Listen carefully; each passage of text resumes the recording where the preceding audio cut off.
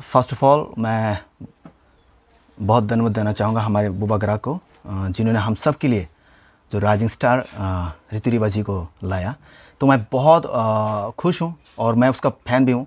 मैंने बहुत जगह पर उनकी गाना जो जो तेनों धूप लगे वो भी मैंने गाया, तो मैं बहुत एक्साइट भी था और उसी के चलते ये थोड़ा सा कंट्रोवर्सी हो गया। तो मैं सभी को बोलना चाहूँगा, प्लीज़ और कंट्रोवर्सी क्रिएट मत कीजिएगा।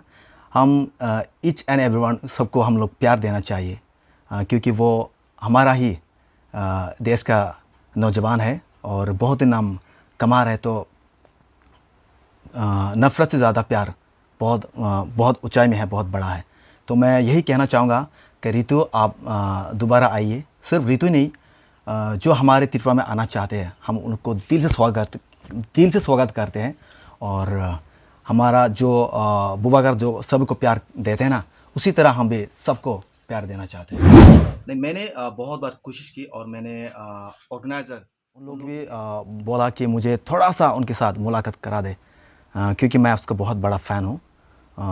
हमने सब देखा कि उनका एक डिफरेंट वॉइस है, तो मुझे कोई चांस नहीं मिला उसके साथ फ़ोटो खींचने में भी।